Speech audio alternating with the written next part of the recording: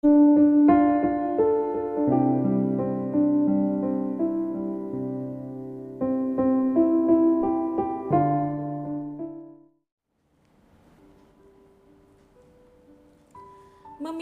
hidup yang lebih baik itu adalah pilihan antara mau terus mencoba atau terus mengeluh tanpa melakukan perbaharuan yang bisa kita mulai hari ini. Capailah hidup yang lebih baik dan awalilah dengan firman Tuhan. Kita berdoa.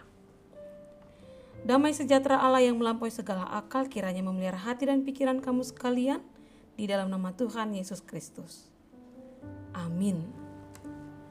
Jemaat Tuhan, renungan harian HKBP Resort Sutoyo, Sabtu 26 Februari 2022 tertulis di Roma 12 ayat 2. Demikian dikatakan, janganlah kamu menjadi serupa dengan dunia ini, tetapi berubahlah oleh pembaharuan budimu, sehingga kamu dapat membedakan manakah kehendak Allah, apa yang baik, yang berkenan kepada Allah, dan yang sempurna.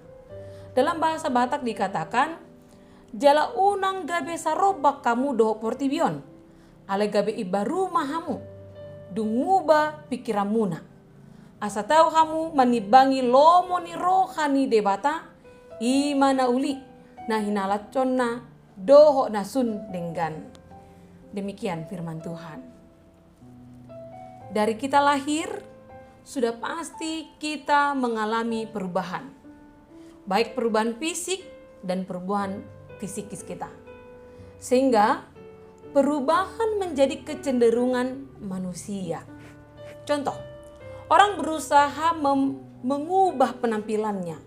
Mulai dari cara berpakaian, potongan rambut, dan sebagainya. Karena ikut mengikuti tren yang ada. Perubahan-perubahan itu memang baik bagi kita. Namun, perubahan dalam hal jasmania seharusnya juga diimbangi dengan perubahan dalam hal rohani. Takkan mudah berubah dalam hal rohani bila kita mengandalkan akal, kekuatan, dan kemampuan sendiri.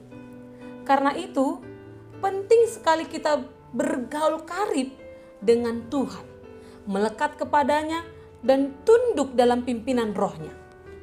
Sesungguhnya setiap orang percaya punya kekuatan untuk berubah bagi dirinya sendiri dan bahkan mengubah dunia. Karena di dalam diri kita ada Roh Kudus. Tidak ada alasan bagi orang percaya untuk tidak bisa berubah. Namun perubahan itu harus berdasarkan yang diinginkan oleh Tuhan dan dipakai untuk Tuhan sebagai wujud ibadah yang sejati yang tertulis di ayat 1-nya. Walau kita tinggal dan berada di dalam dunia, tetapi kita tidak boleh sama dengan dunia ini. Sama seperti ikan di laut. Walau ikan tinggal di dalam air asin, tetapi tubuhnya tidak asin selama hidup. Karena ikan mempunyai kemampuan mencegah mineral garam air laut yang meresap ke dalam tubuhnya. Yang bisa kita sebut namanya insulasi. Dan dapat menyaring apa yang dibutuhkannya. Yang disebut filterisasi. Orang-orang percaya hendaklah belajar dari ikan-ikan di laut. Kita memang diutus Tuhan ke tengah-tengah dunia, tapi kita tidak boleh menjadi serupa dengan dunia ini. Yang dimaksud dengan dunia oleh Paulus dalam teks ini adalah jalan hidup yang jahat, yang berdosa di hadapan Tuhan. Cara pandang yang bertentangan dengan kehendak Allah.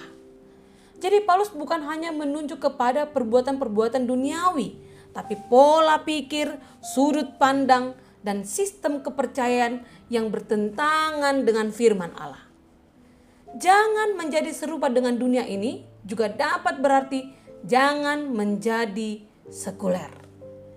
Sekularisme terjadi di mana segala pemikiran, perbuatan, rencana, perjuangan, cita-cita manusia hanya memperhitungkan hidupnya selama di dunia ini saja dan mengabaikan atau tidak mempercayai adanya kekekalan.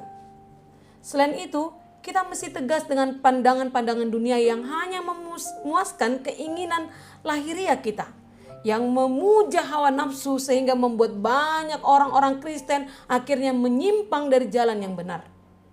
Jadi kemenangan kita atas dunia dimulai dari kepercayaan kita yang dibaharui oleh firman Allah. Jangan jadikan dunia yang merubah hidupmu, tetapi hidup kitalah yang sejatinya merubah dunia ini. Agar kita menjadi tidak serupa dengan dunia, untuk itu firman Tuhan memberikan solusinya, yaitu berubahlah oleh pembaruan budimu. Firman Tuhan menginginkan agar kita terus-menerus berubah menjadi manusia yang tidak sama dengan keadaan semula. Jika kita adalah manusia yang belum dibaharui, manusia yang berdosa, manusia yang sama dengan manusia duniawi, tetapi menjadi manusia yang serupa dengan Kristus adalah pembaharuan yang sesungguhnya. Karena itu, teruslah berusaha membawa perubahan bagi dunia agar dunia ini dipenuhi dengan kemuliaan Allah. Berubah dalam bahasa Yunani adalah metamorfosis, suatu istilah yang dipakai bagi ulat yang berubah menjadi kupu-kupu. Jangan lagi kita hidup dan berpikir seperti manusia lama, tetapi mari kita menyerahkan diri untuk terus-menerus diperbaharui menjadi manusia baru yang serupa dengan Kristus. Biarlah kita mengalami perbaharuan budi dalam Kristus, sehingga dapat membedakan manakah yang menjadi kehendak Allah, apa yang baik, yang berkenan kepada Allah, dan yang sempurna. Jangan menjadi serupa dengan dunia ini, tetapi serahkanlah dirimu untuk ditransformasi di dalam Kristus. Jadilah yang terbaik yang mungkin saudara dapat capai dalam hidup Anda. Amin, kita berdoa. Sungguh kami berterima kasih Tuhan untuk firman-Mu hari ini yang senantiasa mengingatkan kami agar hidup bertumbuh di dalam Kristus dan selalu berusaha untuk hidup seperti Kristus, agar hidup kami tidak dipengaruhi oleh dunia ini, melainkan kami Kau jadikan terang bagi dunia ini.